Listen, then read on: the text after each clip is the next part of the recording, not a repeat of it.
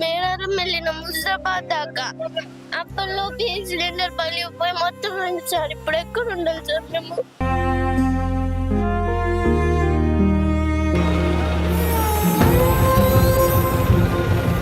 Hi hello నమస్తే, welcome to Suman TV Karimnagar. నేను మీ చైతన్య.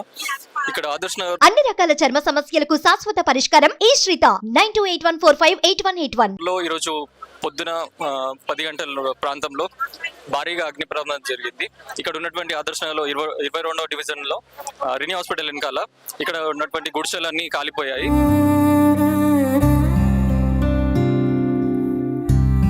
మేడారం వెళ్ళిన ముస్తాబాద్ దాకా అప్పట్లో సిలిండర్ పగిలిపోయి మొత్తం ఉంది సార్. ఇప్పుడు ఎక్కడ ఉండాలి సార్ మేము?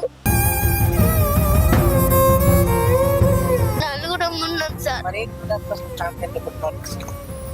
నలుగురం ఉన్నాం. ఇప్పుడు ఎక్కడ ఉండాలి సార్? మాకు ఏం లేవు, ఇప్పుడు ఇల్లు లేవు. ఉన్నదే మనసులమే ఉన్నాం. ఆని పోయింది, ఇంకేమున్నది? ఆ గ్యాస్ మధ్య వేలింది. ఎందుకంటే ఒకదాని తర్వాత ఒకటి సిలిండర్లు పేలడం వల్ల ఇంత భారీగా అగ్ని ప్రమాదం జరగడం జరిగింది. సో ఇక్కడ ఏం జరిగిందో, ఎలా జరిగిందో ఇక్కడ ఉన్న స్థానికులను అడిగి తెలుసుకుందాం. ఇక్కడ బయటకు వచ్చి వంట చేసుకుంటున్నా, అన్నం తిందామని మందులు వేసుకొని కాసేపు పండుకొని బయటకు వచ్చి అన్నం తిందామని వంట చేసుకుంటుంటే గ్యాస్ పేలింది. వెనకాల గ్యాస్ పేలింది. పేలి అది మంటలు మాడుతుంటే మా ఆయన పోయి ఓ పిచ్చాయను చచ్చిపోతా బయటికి రా అంటే నేను ఇక బయటకు వచ్చాక ఏముంది, నొప్పులు బంగారం అంతా కాలిపోయి ఈ పంత కాలితారక ఏమొచ్చింది పాపం. దేవుడాలకు వచ్చి దెబ్బ ఎత్తుకొని వచ్చింది. ఏమో లేకపోతే తల్లిన చచ్చిపోదు ఇంట్లో గుడిసెల. 10 గంటలకు బయట మేము నీళ్ళు పడదామని ఈయన నీళ్ళు పట్టుకుంటున్నా. ఈయన ఇస్త్రీ అదే గుడిసె కాలుతుంది బయట, అక్కడి నుంచి గుడిసె కాలుతుంది అనే వరకు నేను బయట ఉరికొచ్చిన. ఉరికి వీళ్ళను మరి పైరంజన్ ఫోన్ చేయండి అని మొత్తుకొని అందరికి నొత్తి అంత కొట్టుకుంటా వాళ్ళందరికి చెప్పుకుంటా ఫోన్ చేసుకుంటా పైపు నీళ్ళు పడదామంటే వాళ్ళు మొగోళ్ళు రాలే టైంకు ఇక ఉన్నోళ్ళమే 5-6 వాళ్ళే లేరాయి.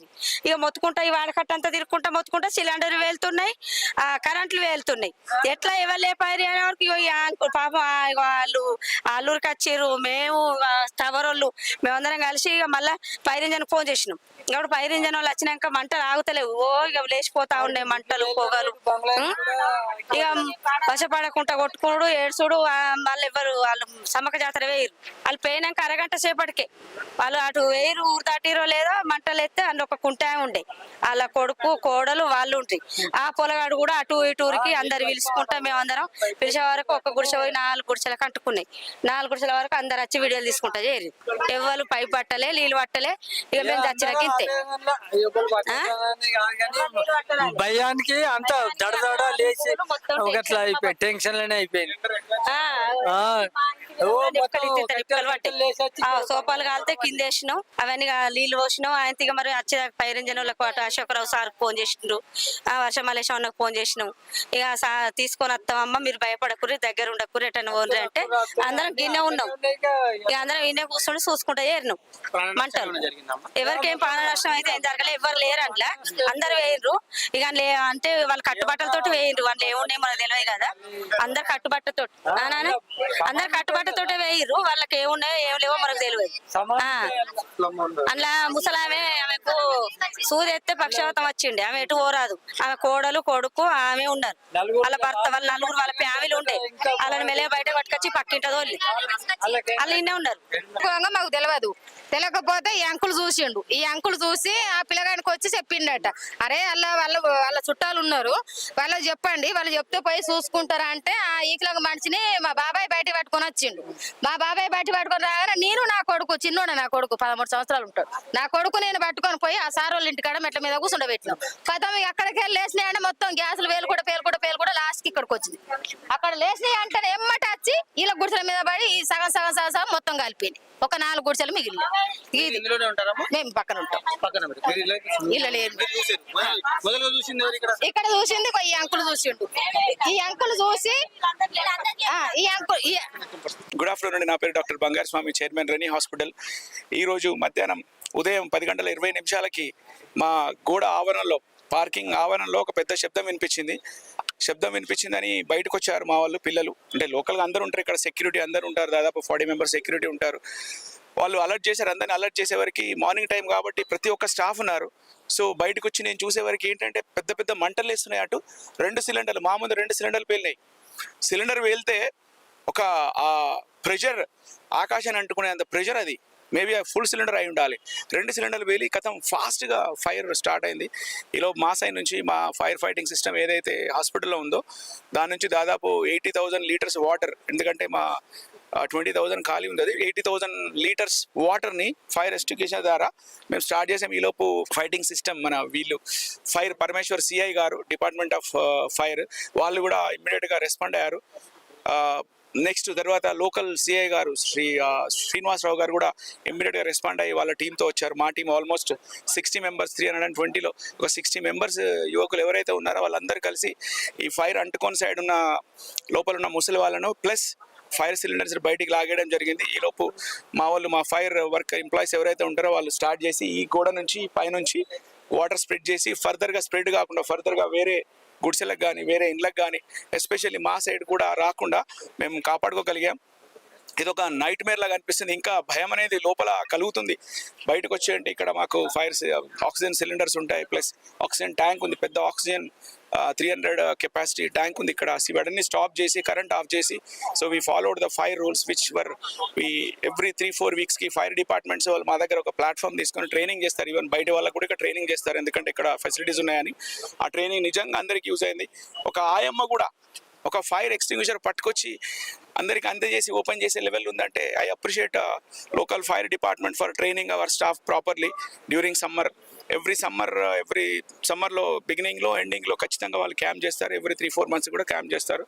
అండ్ మా బాయ్స్ కూడా ధైర్యంగా, చాలా సిలిండర్స్ పేలుతున్నాయని తెలిసినా కూడా ధైర్యంగా ముందుకెళ్ళి మిగతా సిలిండర్స్ బయటికి తీసుకురావడం, మా సైడ్ నుంచి స్ప్రెడ్ కాకుండా మా ఫైర్ సిస్టమ్ని.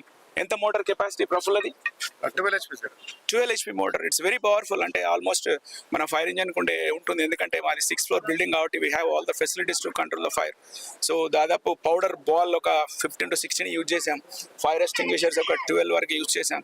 ఒక 2-3 సైడ్కి పెట్టినాయి, అవి ఓపెన్ కాలేదు. మేబీ కొంచెం రిజిడ్ ఉన్నాయి, గట్టిగా ఓపెన్ చేయాల్సి ఉంటే కావచ్చు. సో అట్లీస్ట్ చివరికి ఎట్ ద ఎండ్ ఎవరికి ప్రాణ నష్టం కాకుండా బయటపడగలిగాం. కానీ ఆ టెన్షన్లో ఆ 20 minutes పీరియడ్, 15 to 20 minutes పీరియడ్లో నిజంగా అసలు అందరూ లోపల మన ప్రాణానికి ఏమవుతుందని కాదు, లోపల ఎవరైనా ఉన్నారేమోనని, ఏమైనా క్యాజువాలిటీ ఉన్నాయని క్యాజువాలిటీ అలర్ట్ చేసాం. ఇక్కడ లోపల ఎవరైనా చెక్ చేసించాం. బట్ లక్కీలీ ఒక 2-3 ముసలి వాళ్ళు ఉండే, వాళ్ళని బయటకు తీసుకురాగలిగాం. బట్ చిన్నపిల్లలు, ముసలి వాళ్ళు చిన్నపిల్లలు 5-6 members, బట్ అందరు సేఫ్ ఉన్నారు, ప్రాణ నష్టం కాలే. కానీ వాళ్ళ almost down to ground burn అయిపోయింది. ఈ ఫైర్ ఇంత ఫాస్ట్గా రావడానికి కారణం డే టైం, ఎండ, and all these huts are made up of combustible materials like flexis, sheets, డాంబర్ రేకులు, కట్టెలు, మెటల్ లేదు, సిమెంట్ లేదు, అన్ని కట్టెలతోని పాపం పూర్వాలు ఎలా ఉంటారు, తడకలు, వాటితోటి వేసుకోవడం వల్ల ఫాస్ట్గా ఫైర్ అయ్యి తొందరగా కంబస్ట్ అయిపోయింది. ఎవరైనా ఉన్నా కూడా ప్రాణ నష్టం అయ్యే అవకాశం ఉండేది, అంత ఫాస్ట్గా జరిగింది ఇది.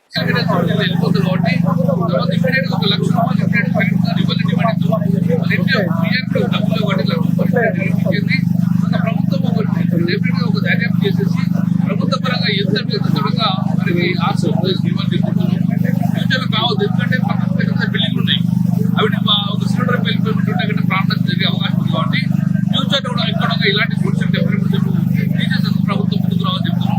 ఇప్పటిగా ప్రతి కుటుంబానికి 1 లక్ష రూపాయలు లిఫ్ట్ చేయండి, సేఫర్ చేయండి, ఆదుకోండి, వాళ్ళ కుటుంబం పెట్టుకున్నాం. రాబోయే కారణం ఇటువంటి ఉండకుండా కంపెనీ మొత్తం తీయమని చెప్పినట్టు ప్రభుత్వం డిమాండ్ అంచనా. ఇప్పుడు ఫైర్ ఇప్పుడే గౌరవ కార్పొరేట్లు ఇద్దరు కూడా వెనువెంటనే రావడం, మేజర్ సంప్రదించడం, మొత్తం కూడా ఫైర్ ఇంజన్స్ కానీ వాటర్ ట్యాంక్ రావడం మొత్తం కూడా కంట్రోల్ అయిపోయింది, ఫైర్ కంట్రోల్ అయిపోయింది. సో ఈ యొక్క సిలిండర్ ప్లాస్టిక్ సమ్మక్క జాతరకు పోవడం వల్ల ప్రాణ నష్టం తప్పింది, లేకపోతే పెద్ద ప్రాణ నష్టం జరిగేది.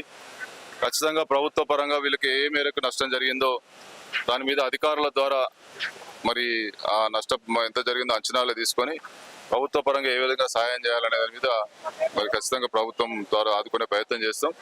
తక్షణ సాయం ఏం చేయాలనే దాని మీద కూడా ఆలోచన చేస్తాం. తప్పకుండా వీరందరికీ కూడా ఇంకొక ప్రాబ్లం ఏంటంటే, గతంలో కాంగ్రెస్ ప్రభుత్వ హయాంలో ఇదే విధంగా గిద్ద పరిమళ స్వామి టెంపుల్ దగ్గర ఉన్నట్టు బుడగ జంగాలకు సంబంధించినట్టు వాళ్ళందరినీ కూడా మల్కాపూర్ ఒకటే దగ్గరికి షిఫ్ట్ చేయడం జరిగింది. అట్లే వీళ్ళందరికీ కూడా భవిష్యత్తులో ఇటువంటి సంఘటనలు జరగకుండా ఇందిరమ్మ ఇండ్ల పథకం ద్వారా తీసుకొని వీళ్ళందరినీ ఏదో ఒక ప్లేస్కి షిఫ్ట్ చేస్తే ఇటువంటి ప్రమాదాలు కానీ ఇటువంటి సిటీ సెంటర్లో ఇటువంటి ఇబ్బందులు జరగకుండా ఉంటుంది. కాబట్టి ప్రభుత్వం ఆ దిశ కూడా ఆలోచన చేస్తుందని చెప్తా ఉన్నాం. కొద్దిసేపటి క్రితమే కరీంనగర్లోని ఆదర్శ నగర్లో 42వ డివిజన్లో ఇక్కడ ఉన్నటువంటి గుడిసెలు 30 గుడిసెలకు పైగా పూర్తిగా దగ్ధం కావడం జరిగింది. ప్రమాదవశాత్తు ఈ యొక్క దుర్ఘటన జరగడం జరిగింది. అదృష్టవశాత్తు ఇక్కడ నుండి ఈ గుడిసెలో ఉన్న వాళ్ళంతా కూడా సమ్మక్క జాతరకు పోయిన కారణంగా ఎవరికి ఏ విధమైనటువంటి ప్రాణ నష్టం జరగలేదు. ఆ సమ్మక్క సార్లక్క దయ వల్ల వాళ్ళందరూ కూడా ఏ విధమైనటువంటి నష్టం జరగలేదు. కానీ పూర్తిగా నామరూపాలు లేకుండా వాళ్ళ యొక్క ఇళ్ళ యొక్క నామరూపాలు లేకుండా పూర్తిగా ధ్వంసమైనాయి. అదృష్టవశాత్తు ఇక్కడ ఉన్నటువంటి చుట్టుపక్కల ప్రాంతాలకు కూడా వ్యాపించకుండా ఇక్కడ ఉన్నటువంటి స్థానికులు వెంటనే స్పందించి వాళ్ళ యొక్క ప్రాణాలకు తెగించి వాటిని మంటలను ఆర్పే ప్రయత్నం ఏది మాత్రం మిగలకుండా మొత్తం పూర్తిగా కాలిపోయినాయి. కాబట్టి వెంటనే ప్రభుత్వం వాళ్ళని ఆదుకోవాలి, నష్టపరిహారం చెల్లించాలి.